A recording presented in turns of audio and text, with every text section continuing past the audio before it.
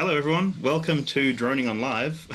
I'm not Ash. My name is Dan, and we're going to be chatting to Ash about, I guess, the evolution of droning on, firstly, and learning about his journey through his ownership of different drones and how droning on came to be. And then we're just going to talk about the evolution and the future of drones as a whole, and where's that going to go? Where are drones going to go? What possible technology might we see in the future?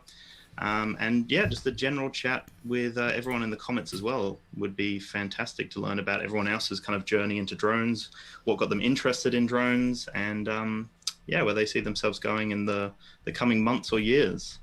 So thank you, firstly, Ash. It has been a very long time coming of us sitting down and chatting. So I appreciate you spending some time with us today. Pleasure. Yeah, hey guys. So you can see me now. This is a very, very ad hoc stream over here. But hopefully it works out and hopefully we're looking and sounding good. Sorry, I'm a bit shiny. I need to sort out the window. But yeah, this is Dan's show basically, and we just offered to host this on Droning On Live. Dan will also be presenting this onto his own brilliant channel.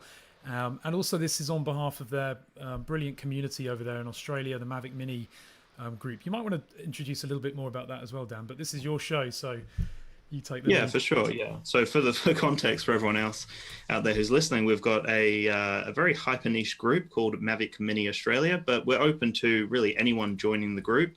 There will be some changes coming to the group very soon, but we do have lots of competitions, lots of giveaways, lots of events, which is what we're doing today with Ash.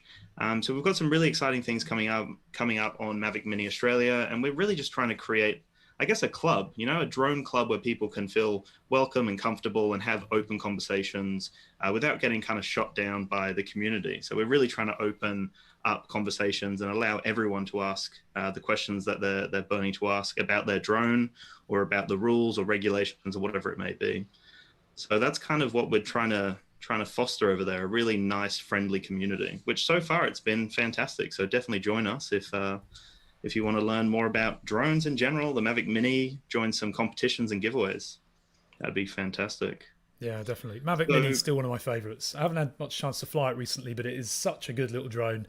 And the other drones, the other Mavic range are nice and portable and compact, but the Mavic Mini you just can't beat because it really does fit in your pocket. So it's definitely one of my favourites. And I'll be joining your group as well, as long as you'll have me as an honorary Brit living in Sweden in an we Australian might group. let it slide. Yeah, it really is such a powerful drone, and it's such a great starting point for so many people as well. I find, just through my YouTube channel, like I'll find a lot of people will ask me, what drone should I get? That's such a common question. And I feel like the Mavic Mini really is one of those great, like solid starting points for a lot of people. Yeah, yeah, definitely. So in terms of yourself, Ash, I'd love to hear your kind of journey and your trajectory through drones. What started your love of drones? How did this whole thing start for you? Well, that's the weird thing, really. I didn't start with drones, and I think that these days, drones are so easy to get into, and anyone can buy a drone. Pretty much anybody can fly a drone. My mother's flown my drone. My dad's flown my drones. And that's a very different generation for them because when they were younger, they didn't have anything really apart from control line things that flew. So I started when I was 12 flying radio controlled aircraft. So I remember when I was 12 heading over to the flying field with my dad, and I had a glow fuel, so two-stroke plane, and you'd fill it up with fuel, and it was a great feeling refueling and actually starting the engine, like you do a full-size rotary aircraft, actually starting it and then taking off and launching up into the air. And yeah, it was a very, very satisfying feeling. Yeah, that's awesome. So that's how it all started, hey? So it was like you and your dad kind of learning with so it was a fixed wing plane that you'd have to fuel with petrol. Yeah, basically. And then you take off, Wow. and this is the difference as well. You fly a drone now, and when you're up there flying around for 20 minutes or so, you've got a constant indication on the screen of how much flight time have you got left, and you know that I should start flying back now. Whereas when you're flying with glow fuel on board and you're only using your eyes, you've got no remote FPV view. So you're kind of having to listen because you can hear the tone of the engine change as it starts to run out and lean out on the fuel. So you'd have to listen for that. But sometimes you'd just be having so much fun, you'd forget, and the engine would stop. Yeah, right. And so then you'd have a dead stick landing where you shout dead stick, and everyone in the airfield knows that they need to sort of look Yeah, out for yeah, it, and you'd basically then just drift it in and land it. But you know what I loved? I loved the fact that you then land, refuel, not just take a battery out, put a battery in, actually plug in a fuel hose, feed in some more fuel, start the engine again, and take off. And amazing fun. yeah. Have you ever flown That's fixed wing RC no, aircraft? I haven't. Has anyone else, Keith or anyone? I think we've lost That's Keith. something I'd love to do. Hey, that would be fantastic. And it, like you said, there's more of a process to it. It's not just, oh, just take out that battery, put in the other one. My control's already turned off. I take straight back up again to the sky. It's, Yeah, you don't. I guess it's a process. You're sitting there, you're waiting for it to fuel, and I'm guessing you would get attuned to the different sounds. Would you? It's more like you've got to be even more present, listening to what's going on. absolutely. Yeah, because the other side of it is you might have you have a carburetor. It's an engine. Mm. It's not a brushless motor that's running or not running. And sometimes you just wouldn't quite get the tune right. And also, if in summer you tune them differently to you would in winter. So before you take off, you've got the engine running. The first thing you do is tweak that carburetor a little bit, like a choke kind of thing, or letting more fuel or more air in. Sometimes you'd hear, it'd start spluttering in air as the engine started to warm up, and you'd be thinking, "Oh no." And I'll never forget, you had other problems as well. So you'd have, we used to run the receivers on AA batteries. So your receiver pack would have maybe, be running on 3 AA batteries. And sometimes I remember my dad spent 6 months building a Cessna 152, I think it was a 55-inch wingspan. I think that's about over a meter. I'm rubbish with inches now. But I remember him spending ages, and he wrapped all the wings, built them up, wooden wing structure and everything, and it looked beautiful. And he rolled. We got to the airfield, and I said, "Dad, shall I maiden fly this plane? Because you don't fly. You just take me to the airfield, and you're my wheels, my transport." And he said, "No, Yeah. no, son. I've built this. I'm gonna fly it. It's my aircraft." Started this massive 152 MDS engine. I think it was MDS was the brand at the time. Thing roaring down the runway, like massive, bigger than anything I'd owned or flown at the age of 12.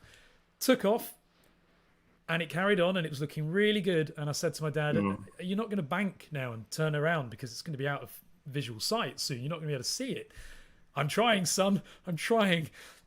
And we think that the receiver pack battery had died, because after it took off, it just carried on and on and on. This is 30 years ago. It was a very different safety thing back then. I mean, now it would be catastrophic, such a big aircraft. But we were taken off from a runway of an airfield where we had permission to fly. There was nothing around for miles, and these things didn't fly for that long or that sort of range. So we found the aircraft smashed up in a pile surrounded by cows after about 2 hours of hunting. But yeah, it had its challenges, as do modern drones today. That's for sure. Oh, that's devastating as well. All that work gone into it. Oh. I think it's cute that you actually had a motor. Maybe I'm going to show my age here, but my first intro to flight was gliders, and you didn't have a remote control. You just hope your glider was really shit, because if it was really good, you had a long way to go to get it back. It's like, oh no. Yeah, and you just hope it would go. 50 meters will do. I just want it to fly, and sometimes they'd go and go and go, and it'd be 400 or 500 meters plus with these big gliders that you make out of balsa and tissue, and I can't remember what it was that you put over them to make the tissue tight. But anyway, if you had a really good one, you were sort of almost dreading it working, because you knew you were up for a big hike to go and fetch it back again. But they were really throw and forget. Yeah, so. And I'm guessing you didn't have rudder control. Yeah.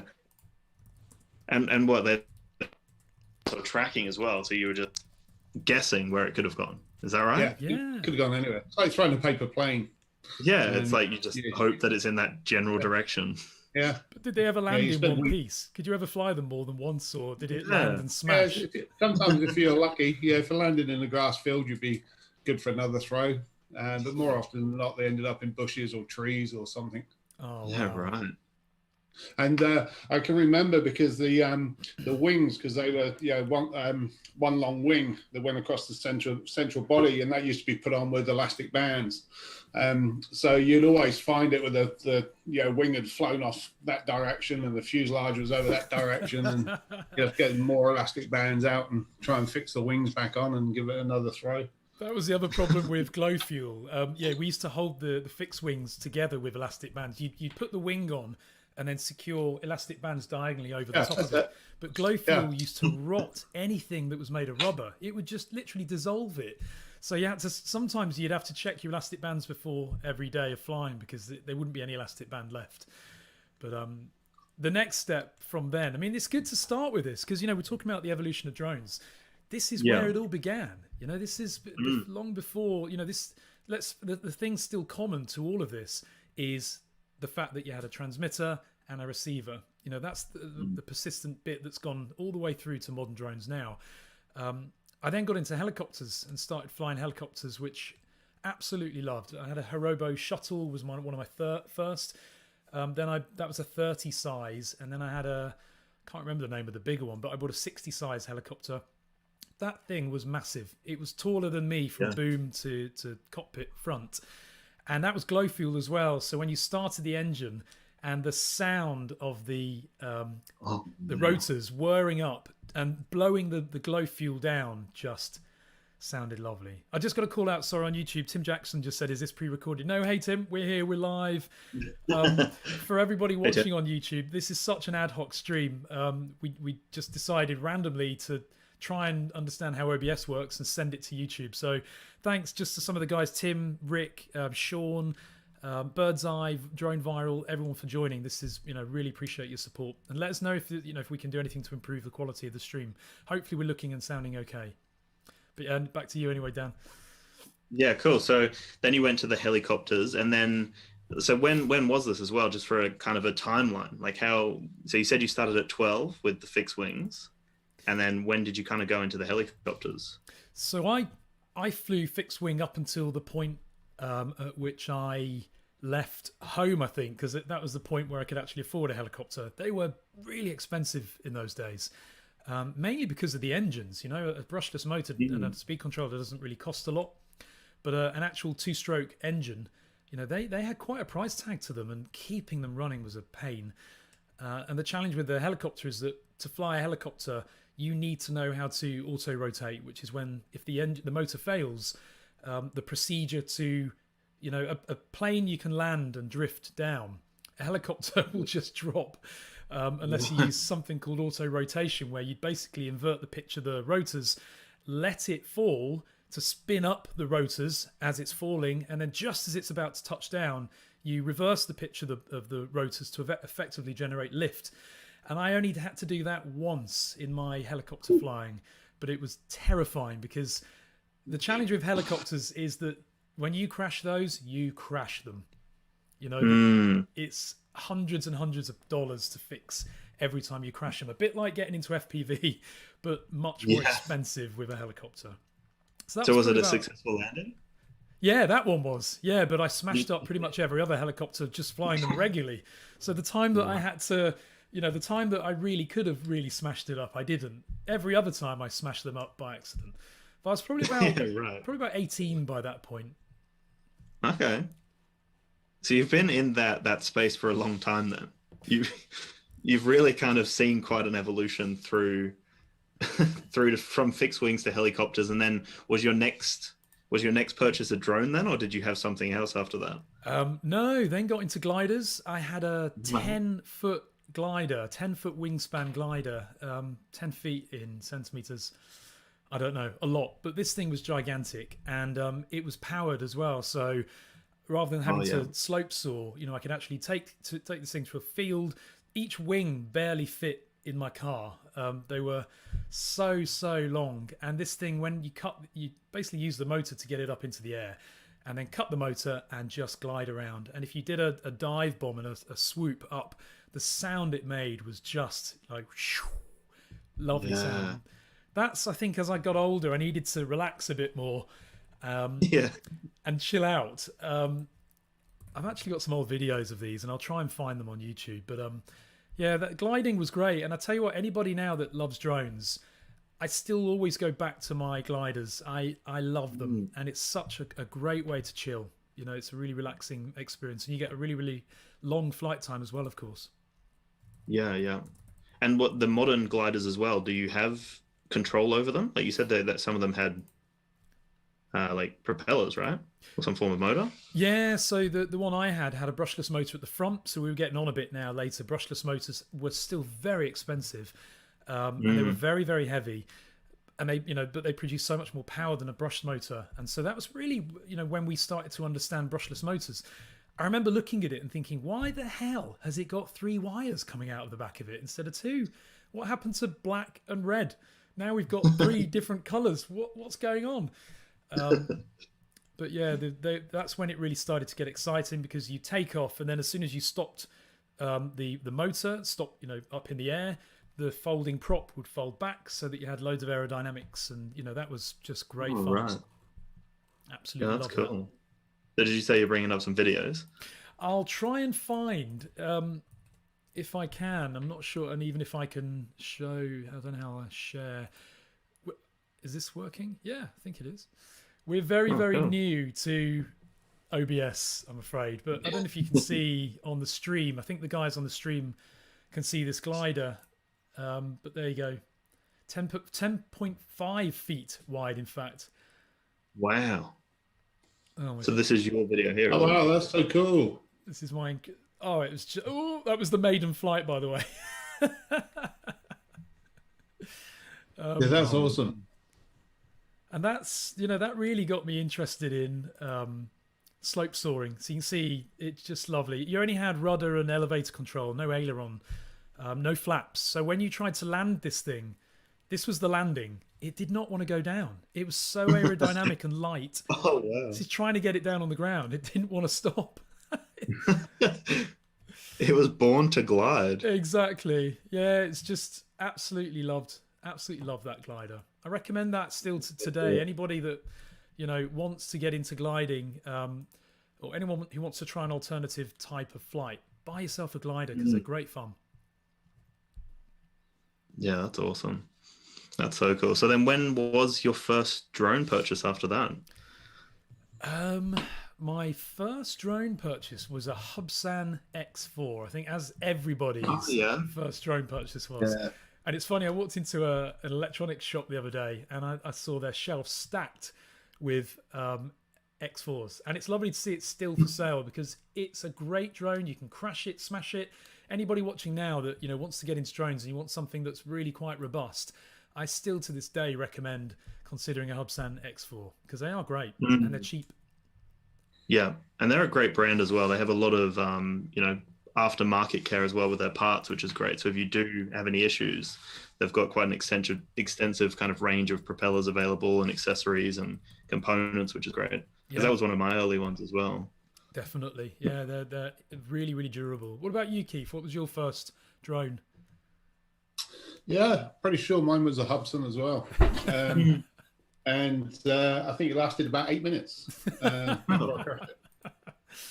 Yeah, typical guy, didn't bother reading any of the instructions, just stuck batteries in it and sent it on its way straight to a tree. And that was probably my intro into drones, which was cool. Didn't put me off them. It would be nice to have a bit of a longer flight. But hey, I'm used to gliders that just, you throw and they just into the ground. So that was quite a long flight for me. True. Yeah, that's true. Yeah, I mean, it's progress, isn't it? It's learning, and if you can smash them up, it's, what? I think of the analogy. When I bought my first car at the age of 17, I had a Ford Fiesta 1.1.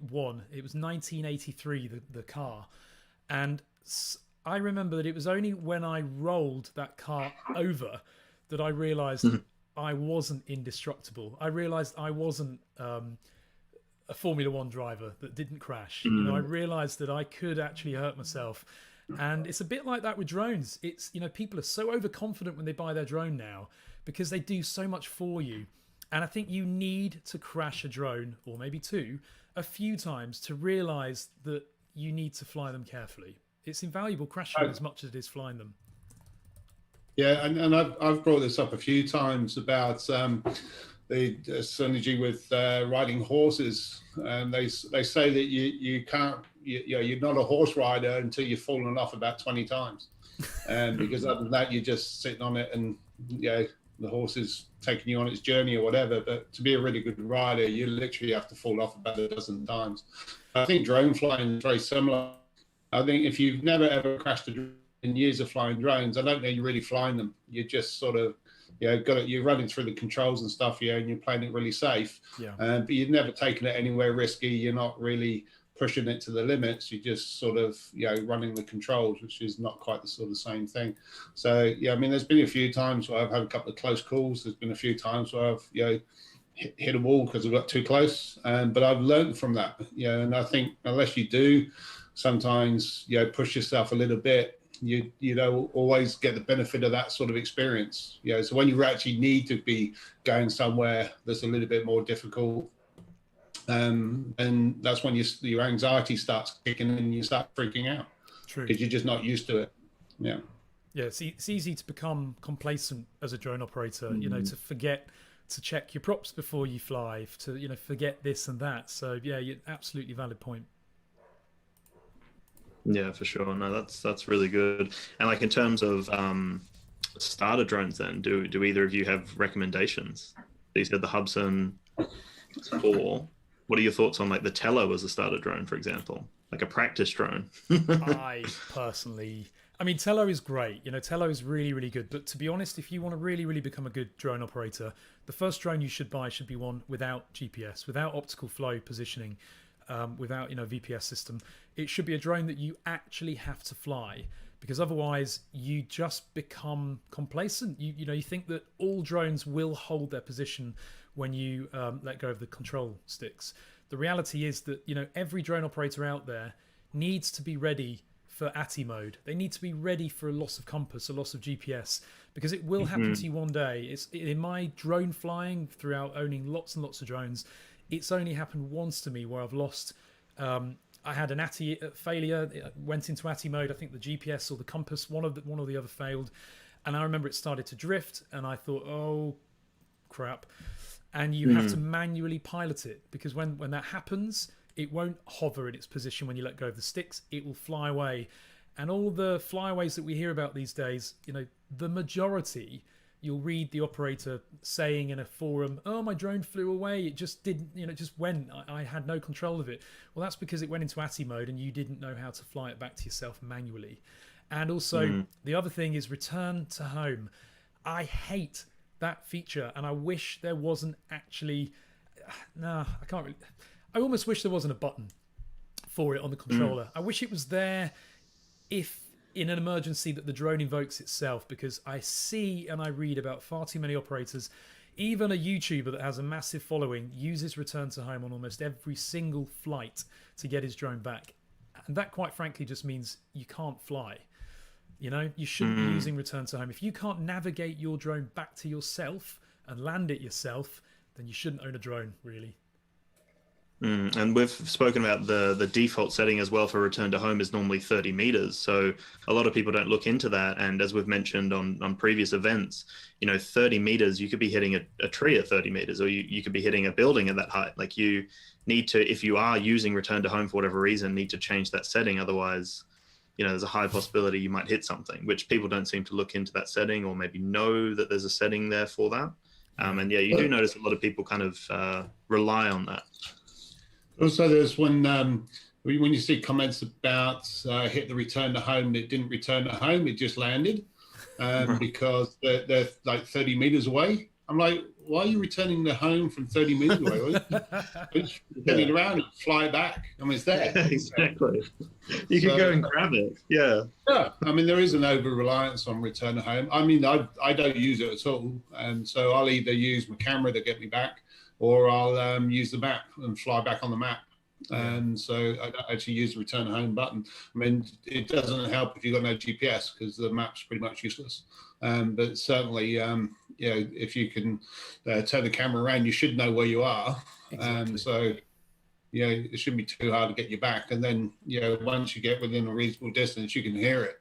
And so, you're pretty close. But yeah, I do think there is a reliance on return to home. Yeah, I mean, always know where it is in the sky. We should all be flying line of sight. We should always be, be able to look up and see our drone. And when you fly your drone back, please everybody get into the habit of looking at your drone and flying it back visually without looking at the screen. That's how, if you can do that, you become a far better operator. So you control your altitude, you control your direction, your ascent. The other common mistake people make is to fly their drone above them and then to just descend all the way down. Try and fly your drone back to yourself whilst descending as well, because drones prefer to be in forward motion. You actually conserve battery by flying in forward motion. You actually use more battery in a hover than you do in forward or backwards or side, in flight, basically, in directional flight. So you're actually preserving your battery if you're moving. I mean, it's not really a consideration if the drone's above you and you're descending to land anyway, but it's just learning to be a better operator by coordinating your altitude and your movement at the same time. You'll become far better as an operator. And that's actually, reminded me of a lot of comments that I received on my early Mavic Mini videos about how there was a lack of, sensors, a lack of a tracking mode, and how a lot of the time it's actually focused on the pilot to learn how to fly and learn a lot of these maneuvers. So, I was a little kind of indifferent to it. I almost expected that it would have it, but people made a really good point that this also forces people not to rely on all these active track modes and all these automated modes. It's actually forcing you to learn how to fly the drone. It is. Yeah, they were talking about they weren't going to buy a Mavic Mini because it didn't have the forward sensors on it. So they're going to go buy a Mavic Air 2. I'm like, you're really going to spend an extra grand just because you couldn't be bothered to figure out where the hell your drone was? Because, you don't really need sensors. The only time the sensors have gone off on my Mavic 2 Pro was when my donkey decided to walk up and have a good look. So my wife one day asked me to have a check on the animals, and I'd hurt my back and she'd gone to work. So I'm like, oh yeah, sure. So I opened the window and sent the Mavic 2 out, flew it around the property, checked the horses, took a few photos, checked the donkeys, took a few photos, emailed her the photos, said, yeah, the animals are fine. And she's like, did you send your drone out? And I'm like, yeah, I did. But when I sent the drone across to the horse paddock, the horses all bolted, they scarpered everywhere. And just as soon as they heard the Mavic coming in, they were off. But the donkeys are much more inquisitive. So I've got the video, and it's sort of the drone, and it's sort of hovering a couple of meters above the ground. And the next minute, my sensors are going off, and I've looked down at the video stream, and one of my donkeys is Mavic starts to back up, and I think that's the only time I actually had my sensors go off. So what a way to test. It seemed a really bizarre comment. I'd rather spend another grand to have forward sensors. And I'm just like, well, but if you're flying your drone properly, you don't really need the sensors in the first place. I mean, that's I'll tell you what, it depends really. It depends on the use of the drone, because when I took the Mavic 2 Air, Mavic Air 2, into a forest to test its active track, because I must say I've got I've owned loads of Mavics, all the range, never ever used active track until the Mavic Air 2 came out, because I was quite excited by APAS evolving to the point where it really was clever.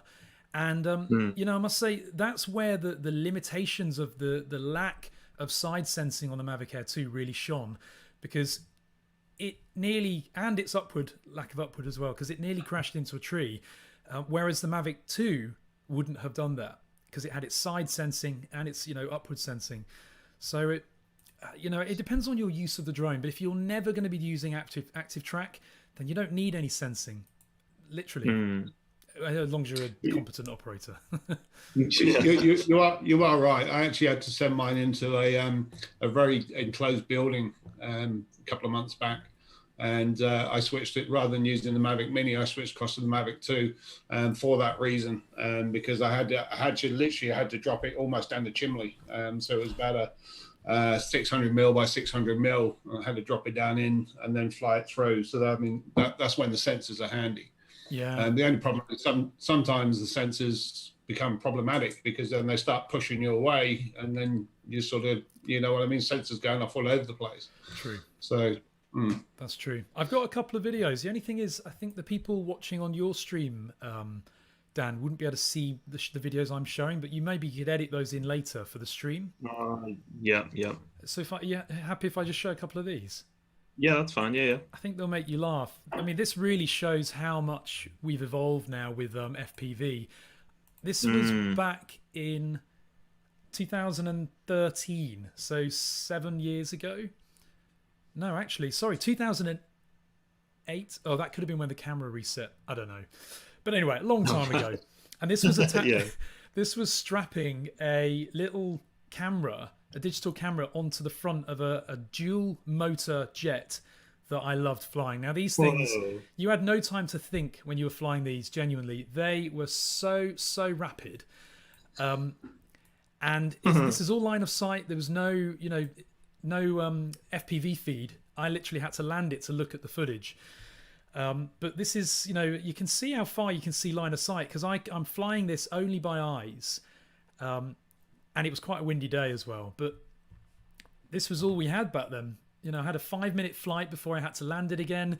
It was carrying a massive nickel metal hydride battery pack. And I think it's this video where I come into land and I nearly hit myself and I have to jump out of the way. It's almost like the early days of FPV here. Yeah, Look at this. absolutely. Oh, no, it wasn't this one. That was one. And then here's the actual jet itself. Ooh, So this is what nice the actual landing. jet looked like. So it's 30 amps it was pulling from the That batteries. is so cool. Oh. And literally to launch them, you'd start the motors. God, I look older there than I do now. Throw it, and look at the big Yeah. antenna on the old RF transmitter. Yeah. I've got audio as well, actually. You'll hear it when it dive bombs. I don't know if you can hear the audio. No, because we're on mute. But these things were so rapid. That's seeing it in the air. You can see just how quickly it flew. And I think if you gave that to most drone operators now, they would not stand a chance of being able to control it. And this is where I say about buying a manual drone that has no stabilization, no control system that keeps it in a hover. If you can fly something manually, then you can fly anything. And there are so many other avenues to radio controlled that you guys should all explore, because the feeling and the thrill of flying something like that, amazing fun. Would you say that that's prepared you more for flying drones now, like with your knowledge from flying all these different, flight options out there? Like, has it improved your knowledge, would you say? Yeah, definitely. Because you understand more about aviation. It's not just about controlling the drone. It's more about understanding the aircraft. What can it do? What are the limits of this aircraft? And I keep shuddering when I see these people installing custom firmware on their drones, their DJI drones, to increase the tilt threshold and increase the vertical ascent and descent. I don't think they understand that DJI have put those constraints in for a good reason.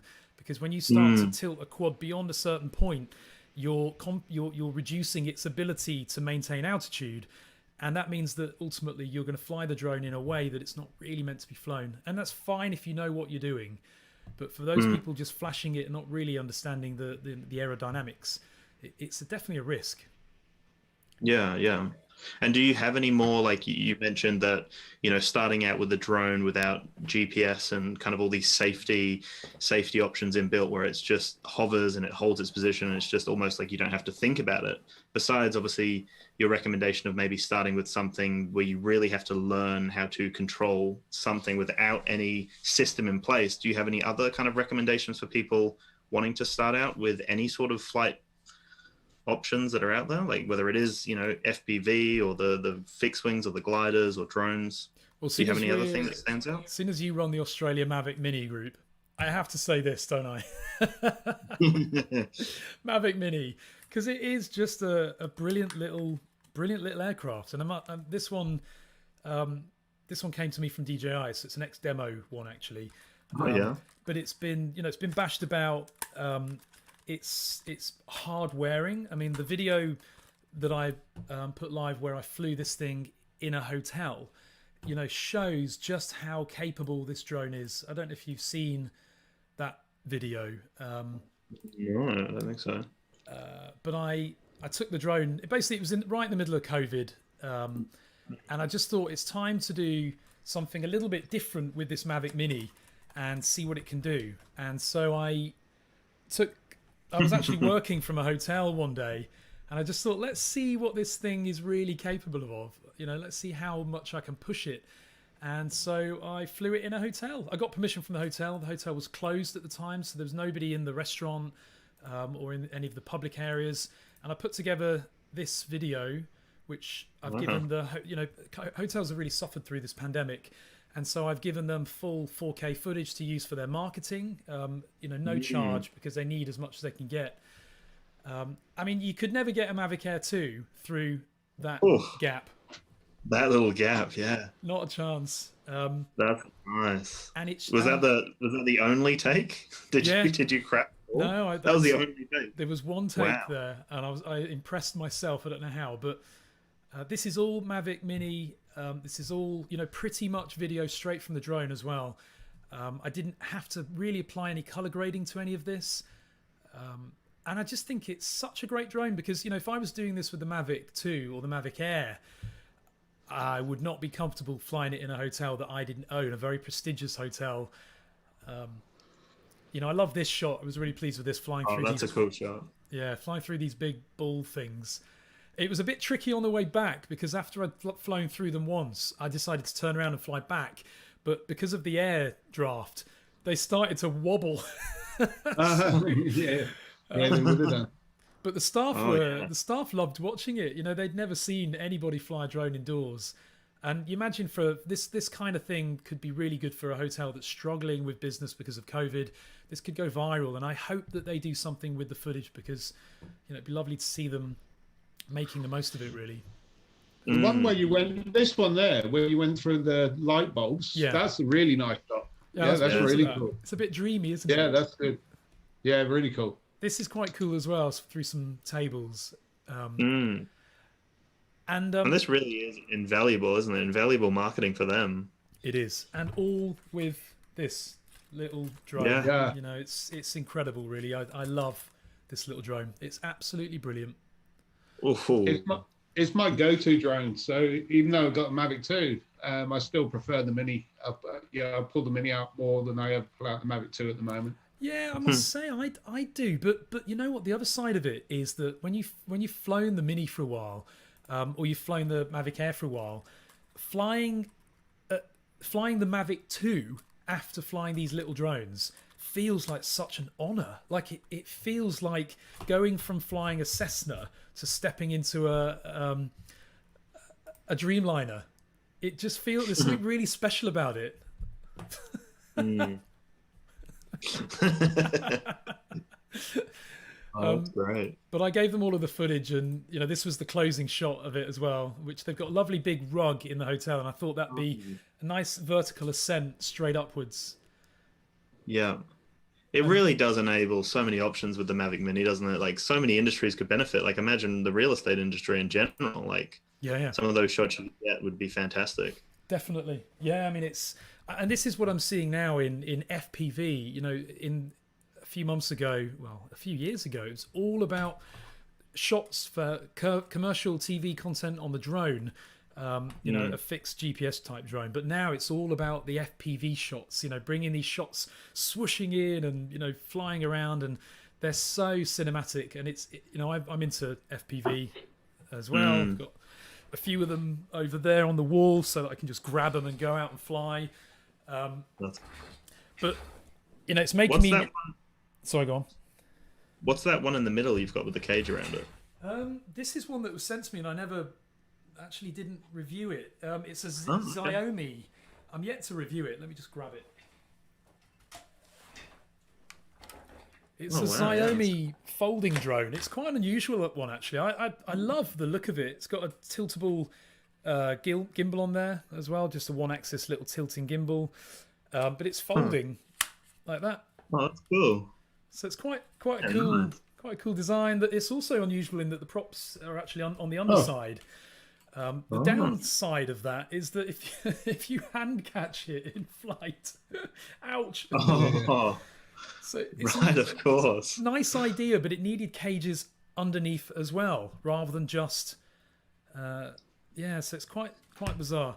Just to Mike in the chat. Sorry, Mike. Yeah, that is the hotel that I used to work from. Actually, we've moved away from there now, but the Mavic Mini video is from working. I used to work from there, like hot desk from that hotel. So I got to know all of the staff. You know, like really good friends actually, and still in contact with them now. They were so good to me, and you know, so hence giving them all of that footage. You know, but yeah, it's a nice drone, and then there's a couple of 5-inch FPV quads, and then there's a couple of 3 inches. There's an Emax there, which is one of my favourite little micro brushless 3 inches. And it's just a great way to chill out and unwind FPV. You know, you're in your own little world, and you can, you know, really be creative. It's like dancing. You know, it's very satisfying. I recommend you guys have a go. But that will also help your GPS drone skills, because again, you have to understand a lot more about flight and aviation and how an aircraft stays up in the air to fly FPV, and so that can help with flying, you know, regular quads as well. Yeah, no, that's great advice. So we've probably only touched on the surface of your journey through all the different drones and different things that you've been flying throughout your time. And instead of kind of going through, you know, every single one that you've owned, at what point, like, what was the catalyst for you to go, okay, I'm going to start droning on? How did that come about? So that's quite a funny one, really, because there was a drone crowdfunder called Zano. I've actually got a Zano boxed, brand new, that's never been opened. Because this Zano was one of Europe's biggest crowdfund failures. It was a drone crowdfunder. As usual, these are a disaster most of the time. And it raised millions and millions, 2.3 million in backing. That's a lot of money. And it basically was a disaster. And they claimed that this drone, you know, it was one of the first micro GPS drones with a high resolution camera. And unfortunately, it didn't live up to any of that in the end, unfortunately. They were based in Wales as well, so UK based, but it had global backers. And they showed signs of struggling and failing. And there was a Zano owners Facebook group, and I joined it because I'd invested. You know, this was back in early 2014, I think it was, or so. And I was quite excited by it, you know, because I was just getting into GPS drones at that point as well. So I backed it, but I pulled out with a refund quite early on after I saw that it just didn't look viable. And in the group that I was a member of, there were thousands of members. And I said to the guys, look, guys, there are problems with this crowdfunder. You need to take note and make sure you fully understand what you're investing in here. And I outlined in bullets all of the challenges and the problems. And I just got abuse. I got trolled, I got insulted, I got told to shut up and go away, and I'm just ruining it, and it's exciting, and it's going to be a brilliant drone. And a year later, the company went into liquidation. They didn't deliver. I think they delivered drones to a few beta users, a couple of hundred betas, but none of them flew. They didn't fly. Company went into liquidation. Most people lost their money, and in the meantime, I'd left the group that I got trolled in, and I started a new one called Zano Backers or something like that. And rather than, you know, from that point, it had turned into, you know, instead of trying to get this drone, it was trying to help people get their money back. So helping them with their bank claims, with their PayPal claims, with their credit card challenges, and also disputes with the company itself. And we managed to get almost everybody in the group that I'd started their money back. And when this all finished, you know, it got the global media attention. When it all finished, we just thought, what a shame to disband this group now. You know, we've got a great community here called, you know, at the time was called Zano Backers or whatever. Let's just turn it into a drone community of passionate drone enthusiasts. And it only had about 1,000 members at that point. And so we said, okay, let's do that. What should we call it? And I put a few names for the group into a poll, and I said, you know, vote guys on what you think this group should be called. And overwhelmingly, everybody voted for DroningON. Cool. It was so that became the name, and it's still to this day a really good Facebook group of people who just love drones. And we also often discuss drone crowdfunders. You know, there are lots ongoing at the moment. One of them is Microdrone 4 from Extreme Flyers, which is also featured on the BBC because, again, they're 15 months late or so, haven't delivered a single product to anybody. The CEO is bullying and insulting people on Twitter, including me and Sean, who's in the chat from Geeks Varna. All we're doing is trying to help people. And when that campaign launched, I wrote an article to show that this is flawed. People still backed it. It raised millions, and it's currently a disaster. So it's DroningON started from something that was pretty bad, you know, a bad topic of crowdfunders, you know, failing, but it's turned into something really positive, and I'm really, really happy with that. Really proud, and really, really proud of all of the members who are just really, really supportive. Yeah, and that's really honestly like such a powerful way to start it as well, because the intention there was to help people who didn't have a voice. You know, I'm sure people couldn't communicate with this company. There was no way to actually figure out what was going on. So for you to create a community of people to really figure it out together, that's such a wonderful way to start your journey anyway, which is great. And you had no idea it was going to become DroningON at that point. So that it all started with that group that's now been renamed. And is that still the same group that you've got right now, the DroningON on Facebook? Yeah, so DroningON on Facebook. And then about basically after that, the group got some attention from some other manufacturers, and some crowdfund companies sent me their drones. So ironically, the weird twist here is that Microdrone 3 from Extreme Flyers was one of the first other drones that I was then sent to review, and it was pretty naff. I had to get a number of replacements because they kept just burning up after a couple of flights. Motors started, the Becks sort of burnt out. And then another company, which I've forgotten the name of, sent me another product, and another company. And so then I thought, okay, well, I might as well start a YouTube channel. And I look back at my first videos, and I shudder and I cringe because they're so embarrassing. And, you know, I'm 10 meters away from the camera without a microphone using a shotgun. But that's mic. good. Yeah. It's got to, you know, if you look back and you're not almost disappointed in where you were at, or if you're not kind of embarrassed by where you're at, then you haven't had any sort of growth. So for you to look back and have that reaction, that's great. It means obviously you're proud of where you're at now, maybe. Yeah. I mean, it's all a learning thing, isn't it? You know, as you start getting more into YouTube, you learn what to and what not to do, and you learn techniques that work and techniques that don't. You know, this is my is this your first ever video? No, this is my 1,000 subscribers thank you video. Oh yeah. And I mean, at this point, I'd bought a decent camera. Well, it was a Nikon. I thought it was decent, but it's a Nikon. Now swap that with a Canon. And, you know, I bought a shotgun mic thinking that was good enough, but, you know, that you then very quickly move to a lapel, and then you want to get rid of that big, long trailing wire. So I bought the Rode Wireless Go, which is brilliant. You start upgrading things, but my advice would be to anybody, budding YouTubers out there, don't spend a load of money immediately. Pace yourself and just start to enhance things as you go along. So buy a better camera later, buy a better microphone, buy, you know, the editing equipment later. You don't need it all immediately, and primarily it's about the content. It's not about how it looks. I would say sound has to be good. People can tolerate woolly video, but people cannot tolerate bad sound.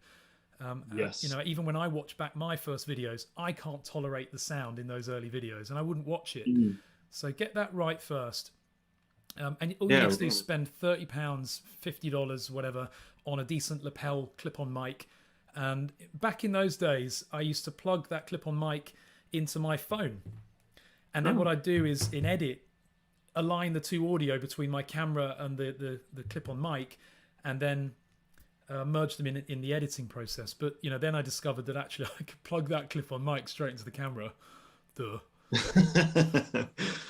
But you live and learn. Right. So what was, like, when you started this whole thing, because I know for, you know, a lot of people out there, and I'm sure a few people are listening, who want to start a YouTube channel, it is quite a daunting concept, really, especially now as things are moving on and we're seeing a lot of high budget YouTube content out there. So, like, what kind of advice would you give your younger self when you started out with YouTube? You gave us some ideas there about work, like focus on the content. Don't fixate on maybe the perfectionism mindset of it has to be perfect. Do you have any other advice for people starting out? Yeah, I would say think about not rambling on too much. I watch my old videos and I rambled on too much. And now when I look at my videos, now when I look at the editing process, the editing workflow, I cut out so much of what I've said. So keep it to the point. People's attention on YouTube is very, very short.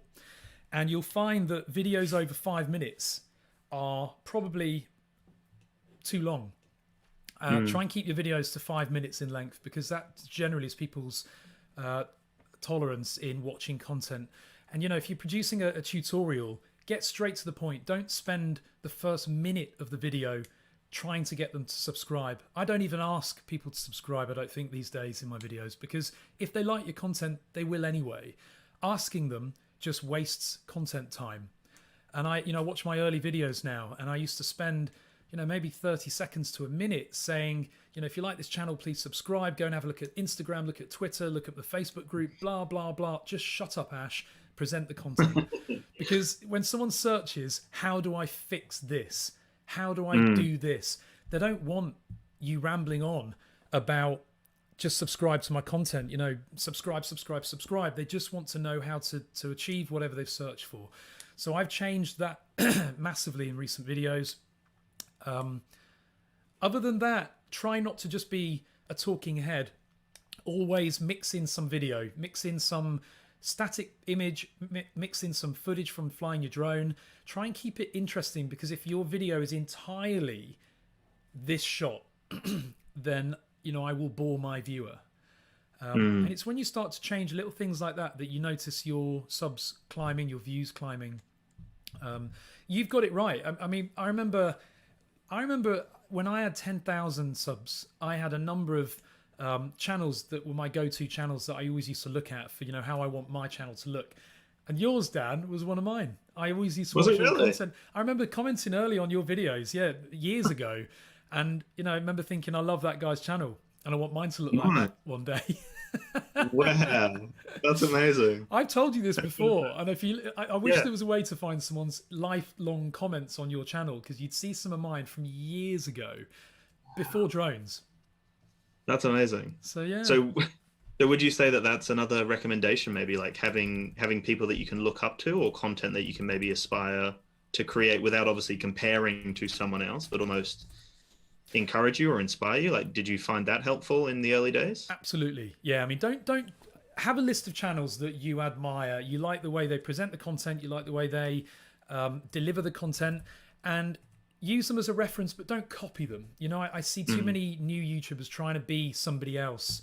And as soon as you fire up their video, you can just tell from the way they've lit the set and everything, and the way they've designed it, that they were trying to copy someone else. And hopefully what I'm building here, this was just a shed, by the way, a white shed.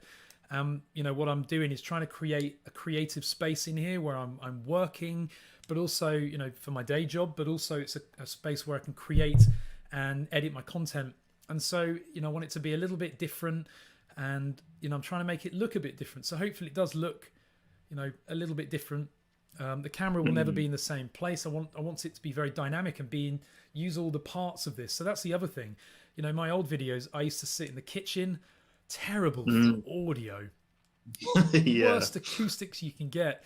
I used to sit behind my kitchen table, and that was my shot. And so try and change it up. People get too comfortable, and I don't want my channel to look like this. So I'll often be outside. You'll notice when you go through my videos, I'll be in different places. Before I had this, I was different parts of the house, and I still intend to get into different parts of the house, and in the garden and by the beach and everywhere, because I want to, the viewers like it if they see something different, because it's not just about the content, it's about how it looks as well. Yeah, for sure. Yeah. And I think one thing that I really appreciated about the brief chat we had just through Messenger, when I asked you if this was your full-time job, you told me that you had, another job and a career, and then this was kind of like it always started as a hobby.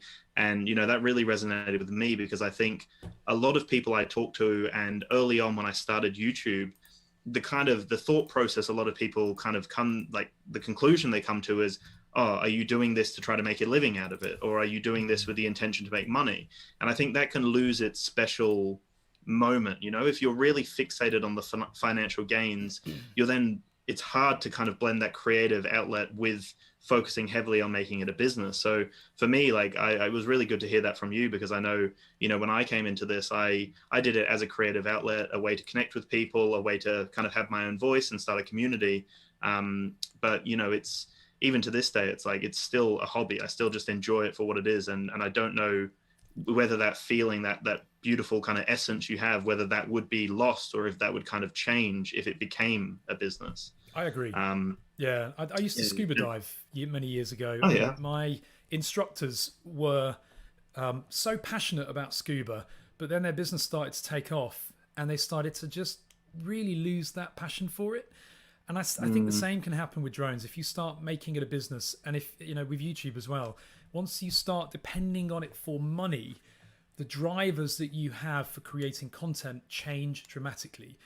They won't say it does, but it does. Let's face it, we do our jobs because we love them. I love my job. I've been with the company I'm with now for 10 years.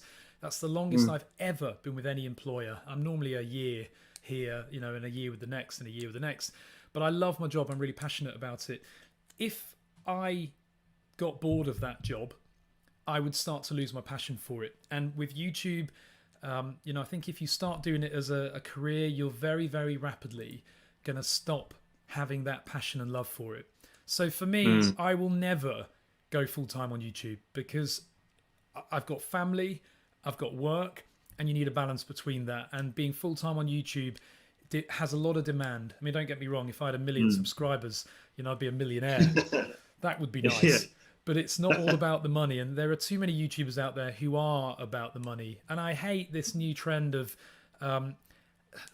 sponsored advertising slots on some streams, you know, where they're stopping to advertise a VPN platform, or another one I saw the other day, website builder. Oh, I'm sick of seeing these adverts. And some of my YouTube idols, you know, some of the channels I really look at for inspiration, are starting to lose my subscriber, my subscription, because I'm sick of every 5 minutes there being an interlude, an advert break. So this is another tip. Once your channel is monetizable, so when you're over 1,000 subscribers, don't go overboard. Have an advert at the beginning. Maybe have an advert at the end, but just stick with one at the beginning, because and what I often do as well is, when I put live a new video, I don't have any adverts initially, because I want my subscribers to see a clean version of the video straight to it. And what I'll then do after a week is then I add the front video and maybe one middle front advert and maybe one middle advert, because they're not there to watch you know, even when they're skippable, it's still irritating, isn't it?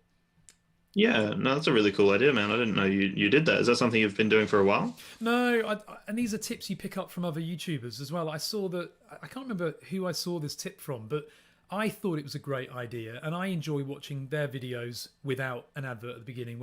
If I'm a loyal subscriber, I'm going to be quick to watch that video. So my reward there is not to have an advert. So I think it's a lovely idea. Maybe, you know, sometimes it won't be a week. Sometimes it'll just be when I first publish it, and then 24 hours later I'll add an advert, so that any, you know, real loyal subscriber gets it advert free. I think that's a nice mechanism. Yeah, no, that's almost the selling point for subscription. It is. You get it ad free for the first week. You know, we'll notify you when it's in, and you know, watch it as it is. You know, and then, you know, as you say, if somebody's watching historical videos, then adverts are in there. That's fine. Yeah. I really like. I mean, if I was subscribed, which I have now, subscribed to your channel, and got a notification that you'd put a new video up, and I knew that I could watch that for the first week without adverts, I'd be straight on it, because they give me the shits, to be honest. That's really good. Yeah. And yeah, I've watched a few recently where it's literally every 2 or 3 minutes there's an ad break, and after like a couple of adverts, I've just switched off the video. I can't be bothered. Exactly. Yeah, and it is And off-putting.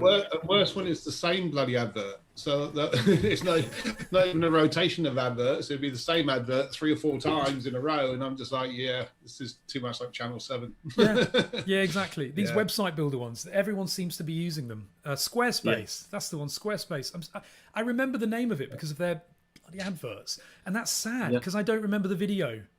I remember the advert, Yeah. and then I remember looking for another video. You know, it's so don't. It's don't guerrilla sell out. tactics. Yeah, They push it to try to get as much attention as possible, but it loses the essence of what it is. It just becomes does. annoying. especially when they're not even just saying, "Hey, by the way, this video is sponsored by Squarespace. Go and check them out," and that's it. They don't. Yeah. They have a pre-recorded B-roll that they then play out, and it's a minute, 2 minutes long. There's a really, really good YouTube channel called Orange63. I recommend looking at this if you're into editing videos. This guy Okay. produces the best free transitions for Premiere and video tips and editing tips. Real idol of mine. But ruins it by adding 3 minutes or so of pre-roll trailer sponsored video into his videos, and you just skip through it, and it's just annoying. And it's a real shame that so many YouTubers are selling out by doing this now. Do YouTube for the content and because you enjoy it. Stop thinking about the money.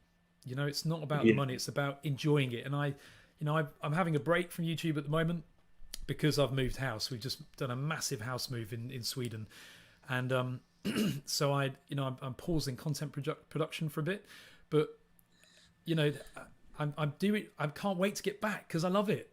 Whereas when you start having to do this to pay the mortgage, to pay the bills, I don't think I'd love it anymore. Yeah, for sure, man. That's it. And then you're so dependent as well on, a system that you don't really have too much support through, which I spoke to you about before. The real concern is the mental health of the YouTubers that are like actually stressing themselves out over how can I produce as much content as I possibly can. And it's coming from a good place. They want to survive. They want to eat, they want to pay their rent, but it becomes a bit, it changes the whole approach to it. You're not going into it necessarily for, the creative outlet. There is actually that money attached to it. So that's really cool. There's a I big think difference in the. Sorry, Dan. I thought you were going to stop. No, sorry. There's a big difference in the mindset between doing something because you have to do it and doing something because you want to do it. Exactly. So I think that's where the problem is. Once you have to do this, then it becomes almost a burden. As opposed to hey, I really want to do this review. I want to tell people about this particular product. Is completely different from I'm going to have to do this now. Got to get it done by the weekend because people are expecting the content. I haven't written one for a couple of weeks, and you start putting a lot of pressure on yourself. Yeah. Whereas if it's something you're doing because you really enjoy doing it and it's something you really want to be doing, then you'll find that time, and the timing will be what works for you. Because you're not under that sort of pressure. Yeah, I'll tell you what, you're absolutely right. Because of the house move over the last 2 months, I've said no to reviewing things, and I've declined companies' offers, which is really nice of them. But I've actually said no because the pressure to deliver, not only to get out there, well, first of all, to plan the story. What story do I want to tell? Where do I want to tell that story? Have I then got time to film it and edit it and then publish it and market that video and distribute it to all of the channels that I have? It's a lot of work, and I tell you what, I review a lot of pre-release stuff for DJI. So I was one of the first to get the Osmo Pocket, the Osmo Action, what's the Osmo Mobile 3. God, my mind is frazzled. I had a crayfish party in Sweden last night and drank a lot of snaps and aquavit, so I'm sorry. But just finding the time, when it's a bigger manufacturer, they want your review to be ready on a date. They have no control over my review content or the bias or any of that. My reviews are very neutral, and I never show them my reviews before they go live, by the way. Whereas some reviewers like iJustine and all of that, the commercial reviewers, don't get me wrong, I like watching iJustine. Who doesn't? But the content is very much commercial. It's an advert. It's not a review. But the pressure to get that review ready for the launch date, for example, the Osmo Action, I was on a business trip to Finland, I think it was, or somewhere, and that Osmo Action arrived with me about, I don't know, it was a few weeks before launch, and I was like, You know, because I want to review it. I want to get my review out there so that people know whether to buy it or not.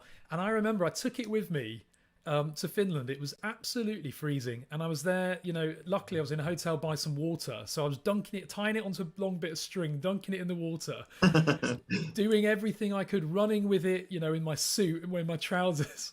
No one was allowed to see it, so if anyone walked past me, I had to sort of, you know, cover it over, because you get in big trouble when you sign. You know, an NDA. And by the way, when you sign these NDAs, all they say is that no one's allowed to see the product you're reviewing.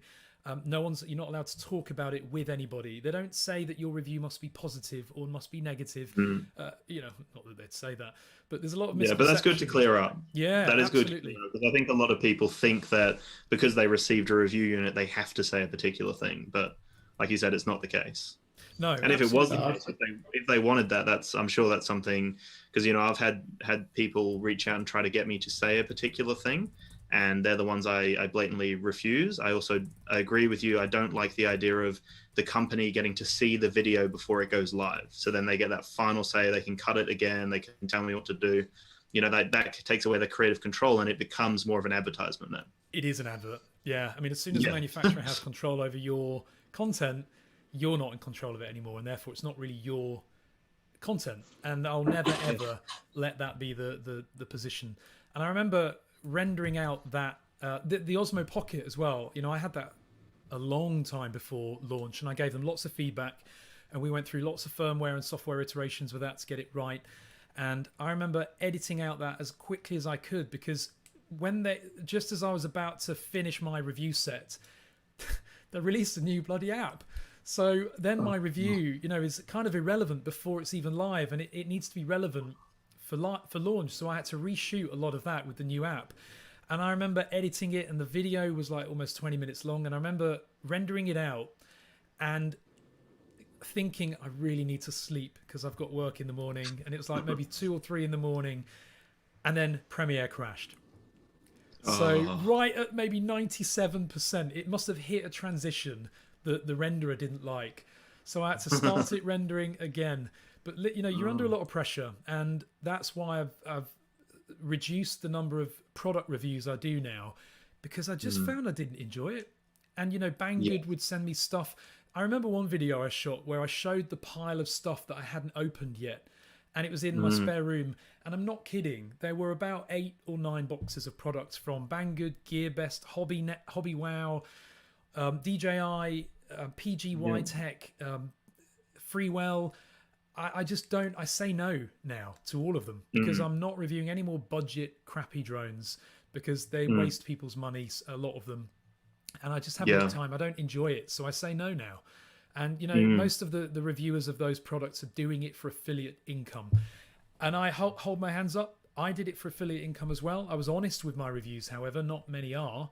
But if something was rubbish, I said it was rubbish. But I'll be honest, it funded me being able to buy a camera, to buy an editing laptop. So all of that, you know, the affiliate income, I fed it straight back into the channel to make better content for people. And hopefully the viewers see that.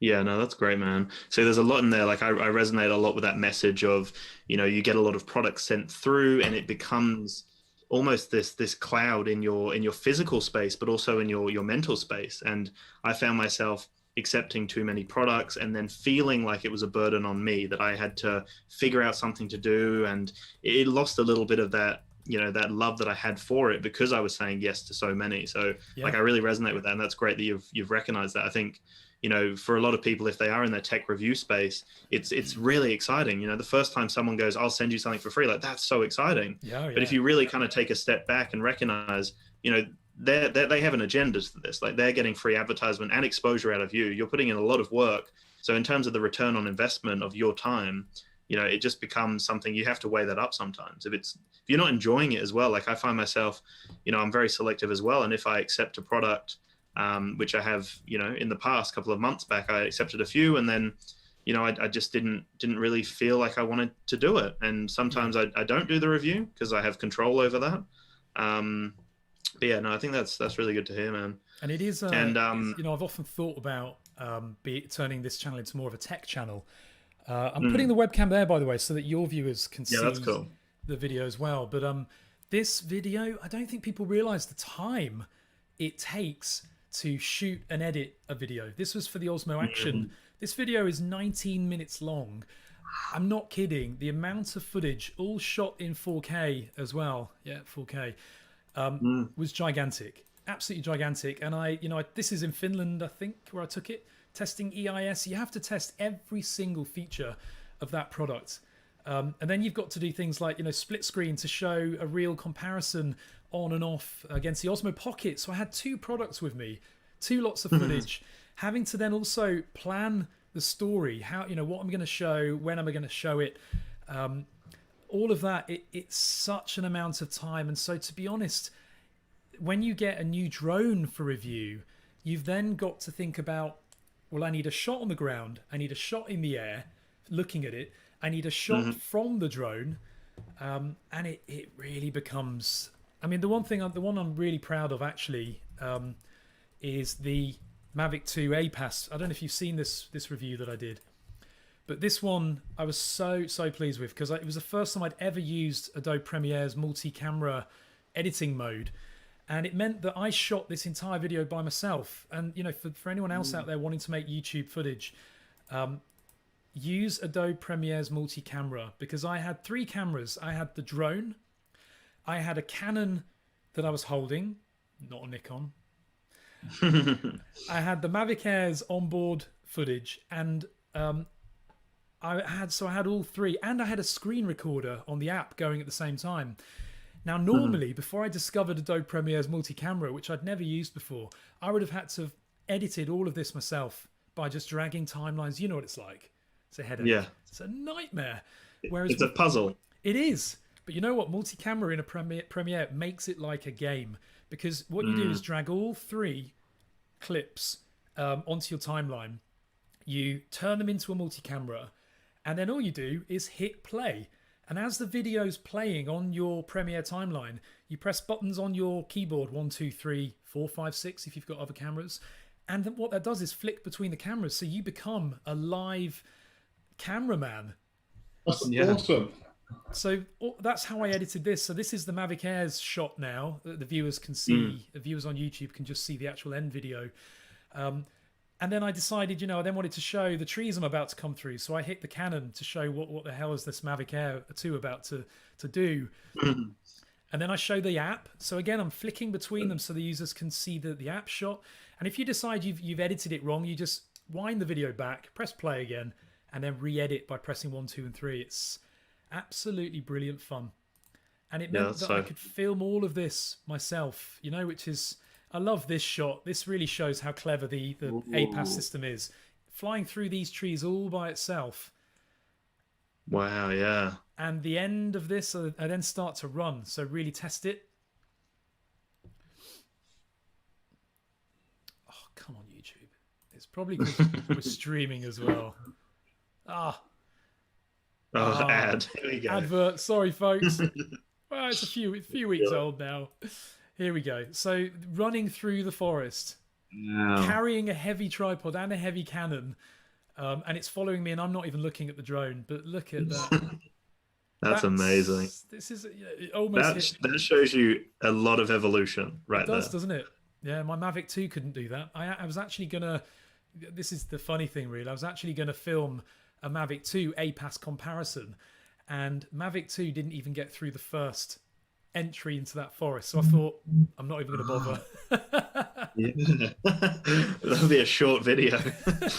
Yeah, definitely.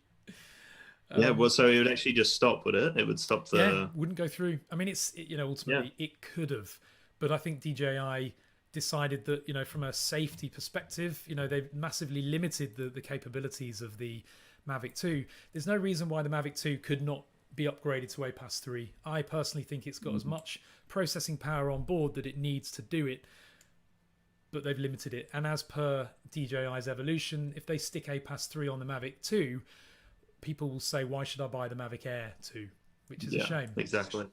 Yeah, it is. And that's just business, really. They've got to have some sort of offering in each range to make it stand out. Otherwise, like you said, why would you bother? You would just get that high-end one. Or... Exactly. Brad in the chat sorry, Feel Good Danny, love that username in YouTube, has said any news about the smart controller versus Air 2. I love the smart controller. I can't tell you how much I love that product. Yes, it's expensive, but it makes me pull that drone out and fly it at times when I normally couldn't be bothered, because I can't be bothered to get my phone in that horrible old controller. But yeah, when I got the Mavic 2, before the Mavic 2's launch, Mavic Air 2, DJI gave me all the pre-release materials, and I said, will it be compatible with the smart controller? And they said, yep, about 2 weeks after go live, maybe it'll be compatible. And it's not. We're now, 2 months? And it's such a shame. And I think they're working on it. I believe the challenges relate to the fact that the app on the smart controller is only 32-bit, not 64. Something like that. Okay. And I think that's the big challenge with it. But I hope that at some point they'll introduce that compatibility. But what I would say, Brad, don't hold back. You just said you've been holding back on the smart controller because of Mavic 3. First of all, there is no Mavic 3 at the moment. There are a few channels out there that keep going on about it and spreading this misinformation about OIS, optical image stabilization. It must be the Mavic 3. Well, we don't know that. And a drone with a mechanical gimbal doesn't need mechanical OIS. And I think a lot of these commentators don't understand what OIS actually is. But you certainly don't need OIS and a mechanical gimbal, for the same reason that if you mount your iPhone, which is one of the only phones with optical image stabilization OIS as opposed to EIS, if you mount that Apple iPhone onto a mechanical gimbal, the first thing they say to do is disable OIS, because otherwise you get a juddering effect. So I don't know. And again, there was another leak from the FCC database, of course, that showed that they've revised some elements of the existing patent, however you want to say it. That doesn't mean there's a Mavic 3. It just means that DJI are updating their patents. Probably because of the litigation brought against them recently. They're covering their backs now. And the piece of litigation was about the folding mechanism. So I think they're just protecting themselves by updating old patents. There might be a Mavic 3, but guys, don't get hung up on it. Buy the drone you want to buy and fly it. Just don't waste your time, because why not wait for the Mavic 5 or Mavic 6? Exactly. You'll always be waiting for that next thing, next golden thing. So I guess that's a kind of a good transition. We haven't really spoken about the future of drones. And, one thing that stands out to me that, might be a thing in the future. I don't know if there's like kind of legal ramifications for it, but have there been any waterproof drones or rainproof drones? Is that something that you think will be coming at some point? There have. I mean, people have tried. So Lily, you might remember Lily. That was said to be waterproof. In fact, I got offered one the other day, a beta model. He wanted a couple of $100 for it, and I couldn't quite justify that. Actually, he wanted $300. But if any of my backers would like to see me doing a video on Lily, an actual beta Lily with the controller, the bracelet, let me know. Maybe if you want to contribute. If anyone wants to send some super chats in this feed now, then I will buy that Lily, and it will be one of my next videos. Because that was a waterproof drone. You threw it and it would take off and fly. But unfortunately, they failed miserably. Another crowdfunder that was a disaster, or a pre-order campaign. There are some others, though. There is Spry from, what's the company called? The Orange Drones. Not Autel? No, they look like the old old Autel drones. Oh, what's their name? Spry drone. This is their racing waterproof drone. Swell Pro, that's it. I've reviewed Swell Pro stuff. I reviewed their FPV quad, actually. It was really good. It was solid. I smashed this drone straight into a tree, and it was fine in the early days of FPV. But yeah, they've got Spry, which is a waterproof racing drone with a stabilized camera. But they do also have their main Swell Pro drones, which are a bit rickety and a bit DIY, but they are waterproof and they're not bad. They've been going for a long time, Chinese company. I don't quite know how they've gone on for so long now, but oh, Mike, you're right. You can't send super chats on this channel because it's not monetized yet. Oh, of course. But oh well. But if my investors on the other channel want to invest in a Lily, then I will review it. But yeah, waterproof doesn't really appeal to me, to be honest. I'm not interested in flying a drone that can get wet. I just don't really need to. What kind of things would you like to see? What do you think is like the number one feature for you? I was discussing this with the other day actually. And sorry, just to say, Mike said, yeah, we need to get over 1,000K on this channel. I would love this channel to grow. And very quickly to explain, it is, I started this channel. This is DroningON Live, which is my channel for, because I found that the editing process takes so long, and filming and putting together these really, creative videos. And so I wanted a way to just put content up there quickly. So I started DroningON Live, which I film just with my mobile phone, and I put them live on the mobile phone with no editing. It's quick and dirty, and if anything's breaking, I can get it on there really quickly. So you'll see some videos on here, because what I also do is upload any raw footage. Let's say when I went out and shot that Mavic Air 2 APAS test, I hadn't published the video yet, but what I did is gave my DroningON Live viewers a treat by just shoving up some raw footage straight from the drone with no editing, to actually show that it nearly crashed twice. And so Just stopped them. Yeah, a lot of raw footage that I put on there. There's my wife. So you get to see a Swedish girl as well. But There you go. It's a channel to basically just put stuff up quickly, and I love the fact that I can just film and dump it and make it live. You know, the new DJI Osmo Mobile 4, an FCC tweet came out from Kanz Haji on that, so I did a quick video about that. So yeah, that's the one channel, and then obviously I've got the other main channel, which is the main DroningON channel. So this only has 651 subscribers. The DroningON channel has 32,000, and I'm so grateful to everybody on that channel that's subscribed. So yeah, sorry, that's just to explain the two channels. Yep. So in terms of your dream feature then, do you have some dream features that you're looking for? Yeah, so Ray in the chat has just made a really valid point. 360 camera on a drone. Why have we not seen that yet? And we've seen lots of little action cameras now, which are modular, whereby you get two modules to give it 360, two cameras where you can slot them in. I can't remember which model it is. Is it Insta? Yes, 360? Insta 360.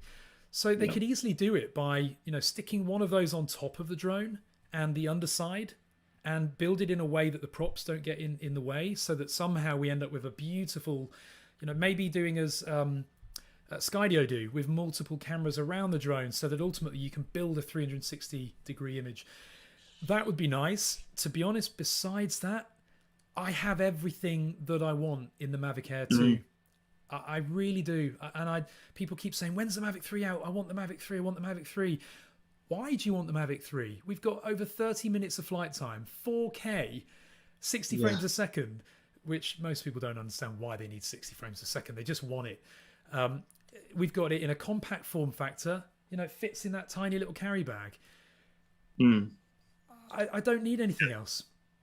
Yeah, it seems like, a lot of people are kind of chasing that next kind of hot item, and there's probably also an element of, you don't want that buyer's remorse where you buy something and then 2 days later a new drone's announced. And maybe that's why people are so persistent, trying to find out, to make sure that they're not going to miss out. They're going to spend $1,000 and then this new drone comes out that they'll miss out on all these new exciting features. That's true. That's true. But I do agree with you, man. Like a lot of the stuff that's coming out now anyway, like you would be happy with, the Mavic Mini, the Mavic Air, even the older Mavic Air, the original, like they're all great. The original Mavic Pro is still a really good Pro. You can buy an original Mavic Pro now for, I don't know, a couple of $100 probably. And it's far more capable than most people need, even now, even today. I mean, this little thing, that can do, you saw what I did in the hotel. And this thing is so, the 2.7K limitation, but scale that up to 4K, as I do with the hotel video. I scaled it up to 4K, and it looked beautiful. And I tested, I don't know if you've seen this in your Mavic Mini group, but again, using the Premiere's multi-camera mode, I took the Mavic Mini out on a incredibly windy day, 38 km/h winds, or 25 miles per hour. Are you miles per hour or kilometers in Australia? Kilometers. Oh, very sensible too. Good. 38 kilometers per hour. That's crazy. Yeah, I shared that one in the Mavic Mini group actually. Oh, good. It's crazy, man. It did It shows you absolutely how brilliantly. capable it is, right there. That's an example of how capable it is in high winds. Yeah, that's you would think that's a paused shot then, but actually it was still. And when you look at how much the drone's moving, and I kept hearing about these people, with flyaways and challenges in heavy wind, and yeah, if you're not careful, but look at that onboard footage, it's so calm. Yeah, So you can't tell. I really think we have peaked in drone tech at the moment. We've managed to make them smaller. We've made them fly for over 30 minutes. We've given them 2.7K or 4K cameras with the Mavic Air 2. They have got sensors galore. Yeah, I'd like some more sensors on the Air 2.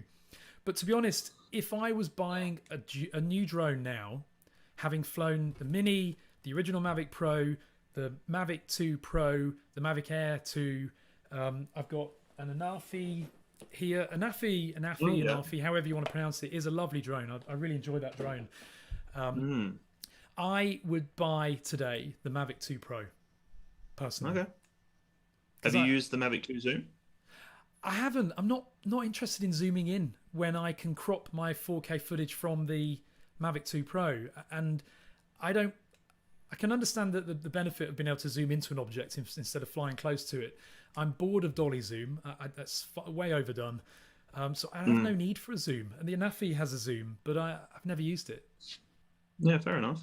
I used it in Bulgaria when I took the Anafi. I was going on holiday to Bulgaria, and Parrot sent me the Anafi, which I must say I think is a great drone. If it's a tie-up between the Anafi and this, to be honest, for your first drone.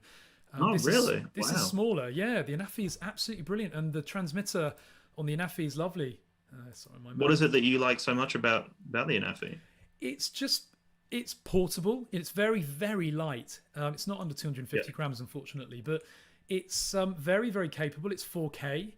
It's the transmitter is so nice to hold in your hands. DJI could learn a lot. I can see why Skydio picked up the transmitter. Actually, didn't Skydio are using the Parrot Anafi transmitter for the Skydio drone? Right. And it's this is 4K straight out of the Anafi with no video editing, no color grading or anything, and it's a really, really capable drone. Its gimbal isn't as good as DJI gimbals, so that the stability of the footage is not quite as good in wind. There's a little bit of wobble you can see there, but it's a really, really nice drone. You get a good long flight time. You've got the fully 90-degree upward tilt as well. Yeah, I liked that idea. Yeah. Does that work quite well? Yeah, I couldn't think of what to do with it. So in my testing of it, I showed, shooting upwards. You could use it to inspect things, I guess. Yeah. But you can create some really cool optical effects like this, flying under a tree. Oh, yeah. But I don't know what else you can. But also, yeah, like where are the applications for that? I guess. Exactly. I guess for inspection, that's a good point for sure. Under a bridge or something. Yeah. If you wanted to inspect underneath something, yeah. There's not a lot else that you can do. This is the zoom of the Anafi. So that's yeah. I mean, it's I think it's a 4 times optical zoom. But I don't really know what else.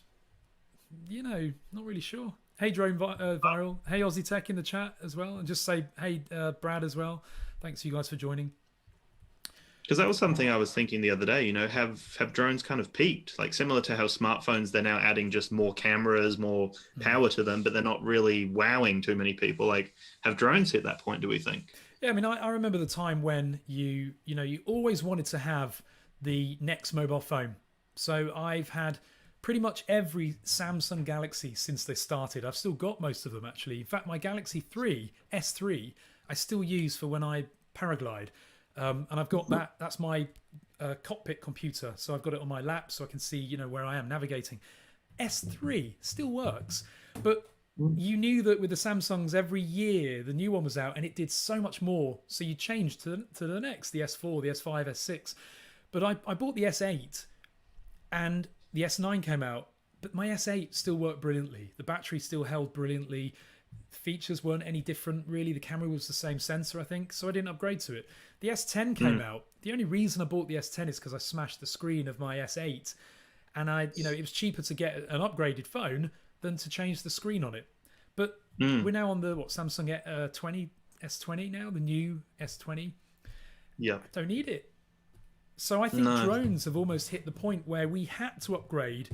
You know, when you think of the original Mavic Pro, 20 minutes of flight, you know, it wasn't quite long enough. It was very heavy. The only reason we upgraded was because it was an upgrade. But now, yeah. I mean, Geeks Varna says, in my personal opinion, consumer drones will be dramatically different within 5 years, both through tech advances and regulation. He's right, because regulation is forcing drones to be lighter and forcing them to be compliant to some CE standards now in Europe, at least. And that will come into the rest of the world as well. So that will drive the change and evolution of drones, I think. Regulation and what the consumers want. And I don't know, to be honest, I don't need anything else at the moment. And I love drones and fly them all the time. So what the average consumer needs that flies them once a month, I don't think they need anything else, apart from cost to come down. Yes, it'd be interesting to see where the Mavic 3 goes, because I know there's still speculation as to what the specs will be, and there's a lot of, I guess, rumor mills out there. But one of the ones that piqued my interest was they were talking about it being set on an H-frame, like the Inspire, but foldable, so a collapsible H-frame, which make it much more stable in the wind. So I mean, that could be interesting if they move away from the current form to something that has more benefit. So, yeah, whether it's lighter or, whether it's more stable in the wind, I mean, that might be a sort of tipping point. Yeah, it could be. And again, that was just a rumor. It wasn't a, Mavic 3 definite. It's a rumor. I honestly can't see them changing the form factor of the Mavic. I really can't see that happening. I think if that H-frame could simply be an Inspire Mini or something like that, because people love the gimmick. I reviewed a budget Inspire clone once that had the folding undercarriage up, and it was so fun. It was a gimmick until it broke. Yeah. But I'm really not sure. I think I liked the original Mavic Air look. I think I don't personally love this look, and I said this in my Mavic Air "What's Wrong with It" video, that I think it should have been prettier. They should have adopted the sleek and rather sexy looking Mavic Air look and feel, because the Mavic Air 2 I don't think is, they've just copied the original Mavic Pro, and I don't think it's a good look personally. Yeah, no, I've got to agree with that. That was the comment that I made in my video. Like, I loved how unique the Mavic Air looked, and in terms of just marketing and for the everyday user, like, it makes sense for them to streamline the range. So when you go into a store, it's like you can have a Mavic Mini, a Mavic Air, or a Mavic Pro, and you look at them, they all look the same, and they can just talk about the specs.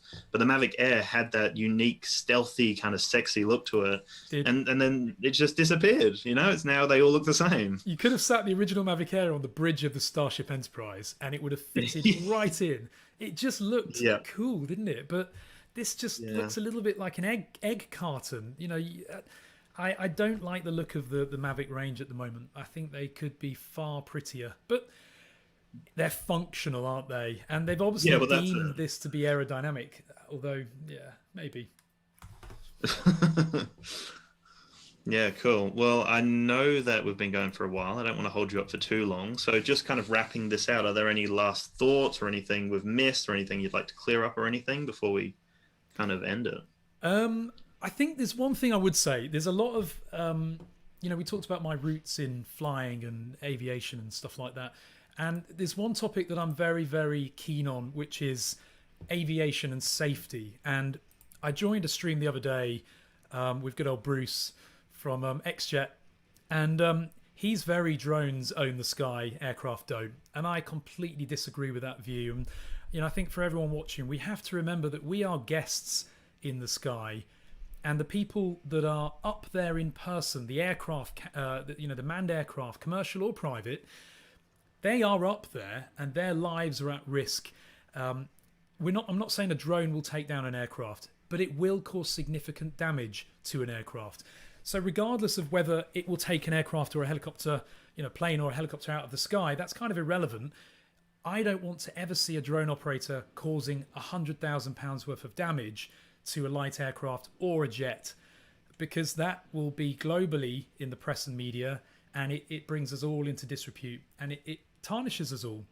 So when we're flying our drones, we are guests up there in the sky. Be aware of what else is around you. Be aware of the airspace. Be aware of what's called NOTAMs, Notice to Airmen, which is an alert that something else is going on. For example, there's a balloon fiesta happening, and so you should avoid this area on this day or between these hours. And just be responsible, because nobody wants to be the next person in the press and media criticised for flying their drone irresponsibly. And I have a vested interest here, as you can see here. I do fly paramotors or paragliders, and when I'm up there in the sky, I've been up there flying around before, and I've heard a meow, and I thought, what the hell was that? And somebody was flying their FPV quad below me, and we had right of way. It was our flying field where we fly our paramotors. Somebody else had decided to fly their FPV quads below us. Now, luckily, they didn't try and ascend and fly with us at our altitude. They stayed, quite low down. And I'm at, you have to be at 500 feet after you've taken off in a paraglider or any light aircraft, in fact. Luckily, he observed the limit of his airspace of 400 feet. But had he not, and he'd lost control of his FPV drone, the sharpness of those props spinning, especially on a 5-inch quad, could tear right through my chute here, my wing.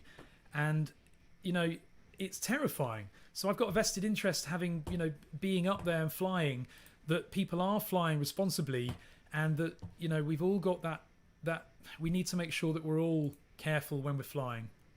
Because otherwise, you might end up damaging a manned aircraft, or one day, who knows, it just hits the wrong piece and you end up taking that manned aircraft out of the sky. That would be horrific for us all as a community.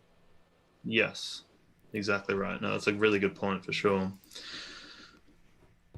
Great. And anything else before we round this out?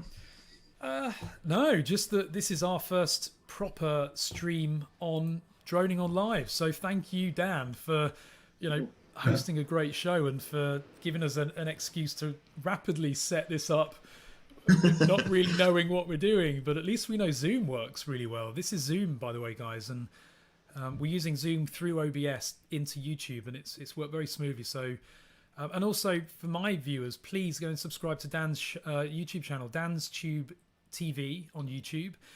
Dan's channel was an inspiration for me when I was growing mine. So, please go and check out his channel. And thanks again to Keith as well for, joining and giving great input and running a great club as you do over there in Australia. It's been great.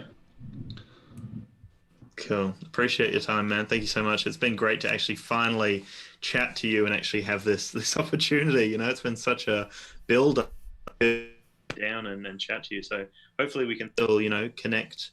Even as you said, to learn maybe a bit of OBS, we could connect and learn a bit more about that. Definitely. And I have to thank Sean, who's in the chat, one of my mods as well from Geeks Varna. He's been brilliant at helping me to understand OBS. I've just thought, Open Broadcaster System, I think it stands for. But it's a way of streaming to YouTube for people who don't know what OBS is. But thank you, Sean, for all of your help and advice in getting OBS installed and working. But yeah, thank you very much. And to everybody in the chat as well for joining. Really, really appreciate your support. Thank you very much. Yes, thank you, everyone. Appreciate everyone's time. We did also have a few things that we didn't really engage with about favorite drones and first drones, but it was great to see everyone engaging as well. Definitely. Cool. Well, thank you. We'll be in touch, I'm sure. Appreciate your time. Definitely. Thank you very much, guys. Yeah.